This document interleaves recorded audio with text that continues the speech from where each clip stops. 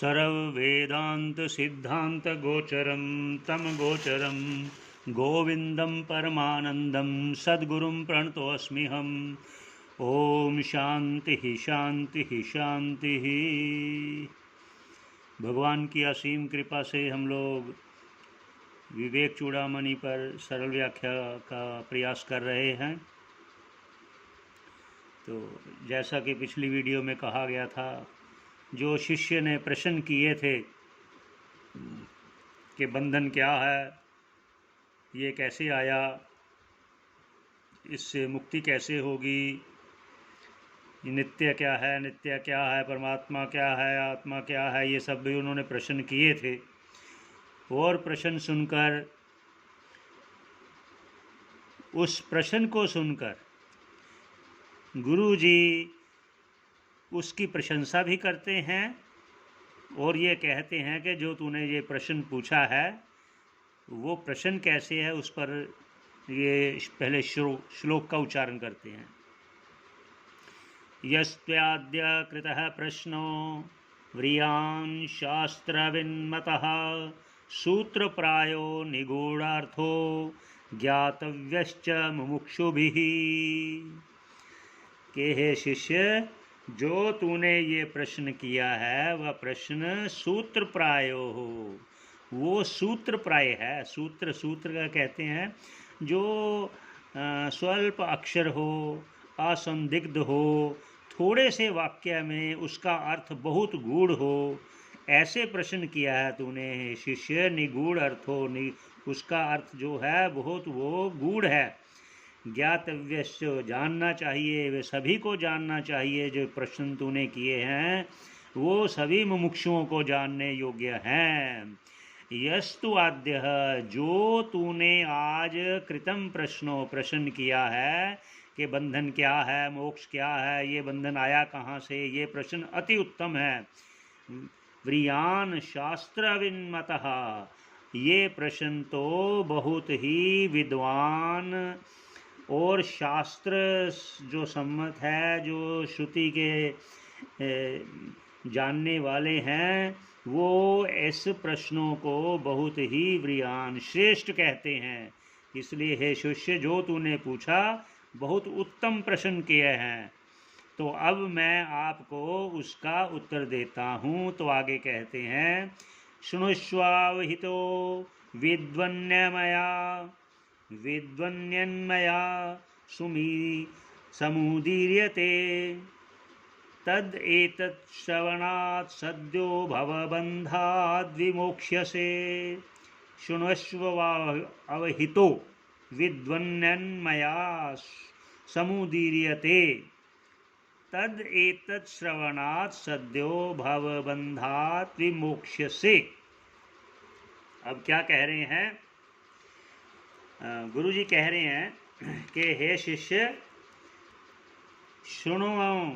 सुनो और अभी तो सावधान होकर, हे विद्वान। विद्वान कहा क्योंकि ऐसे प्रश्न पूछने वाला तो विद्वान ही कहा गया है, क्योंकि ऐसे प्रश्न आम साधारण व्यक्ति नहीं पूछ सकता। विद्वान, हे मया, मेरे से तुम सुनो समाधान उसका, और उस चित्त को सावधान करके सुनो। तो मैं समुदीर्यते, अच्छी प्रकार से कहूँगा, तत् एतत्, उस उत्तर को सुनकर, श्रवणात् सुनकर, सद्यो शीघ्र ही भवबन्धात् विमोक्ष्यसे, तू भवबंधन से मुक्त हो जाएगा, भवबंधन से छूट जाएगा। हे शिष्य, तू सावधान होकर उसका उत्तर सुन। आगे गुरुजी क्या कहते हैं?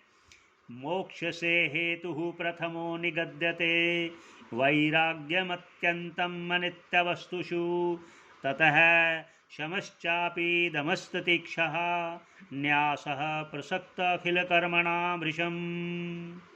ये श्लोक द्वारा शिष्य को कह रहे हैं, क्या कह रहे हैं?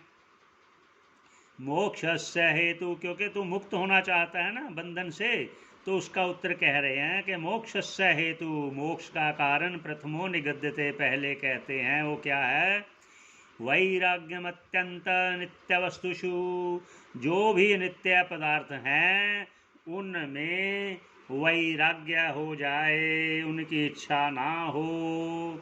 ततः तो फिर शमश्चापी, और शम संयम, दमन, इंद्रियों का, मन का शमन, शांति होनी चाहिए, शांत चित्त होना चाहिए। वो शम दम श्रद्धा तितिक्षा आदि जो षड संपत्ति है वो यह पुनः बता रहे हैं। आगे क्या कह रहे हैं, न्यासः प्रसक्त अखिल कर्मणा वृषम। तो अखिल कर्मों को पूर्ण रूप से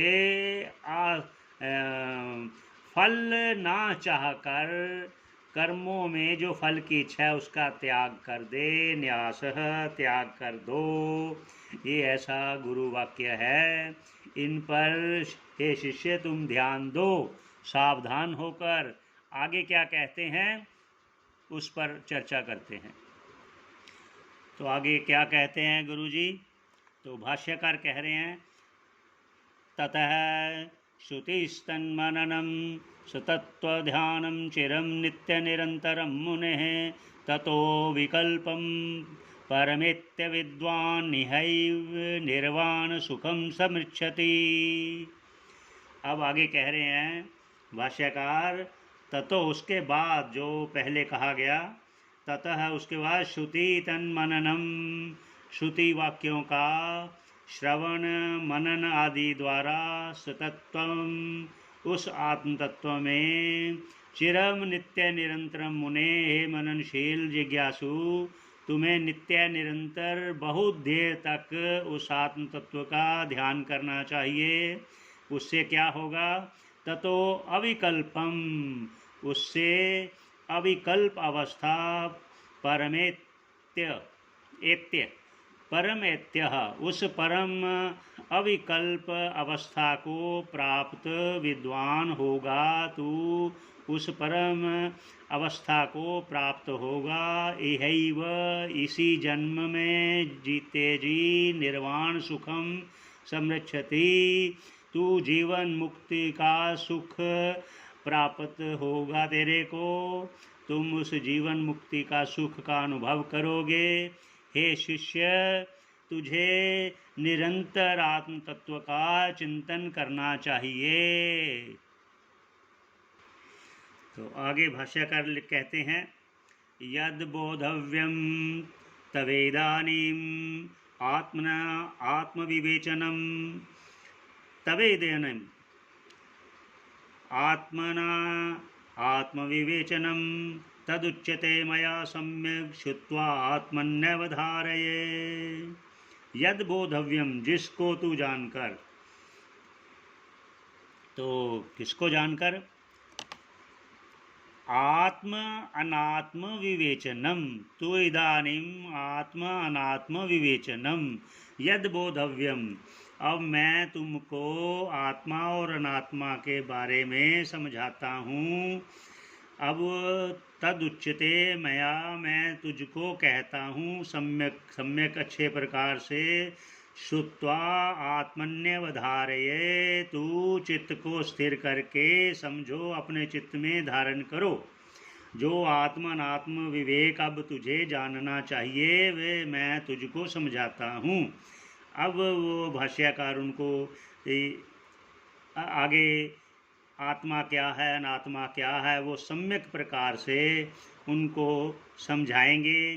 वो आगे जो अनात्मा है, अनात्मा क्या है, देह है, स्थूल देह है, फिर सूक्ष्म देह है, फिर कारण देह है, ये सभी अनात्म पदार्थ हैं। इसको अब अच्छे प्रकार से समझाएंगे, भली प्रकार समझाएंगे ताकि शिष्य का कल्याण हो सके। तो इसी पर विश्राम देते हैं। ओम पूर्णमदः पूर्णमिदं पूर्णात् पूर्णमुदच्यते पूर्णस्य पूर्णमादाय पूर्णमेवावशिष्यते। ओम शांति शांति शांति।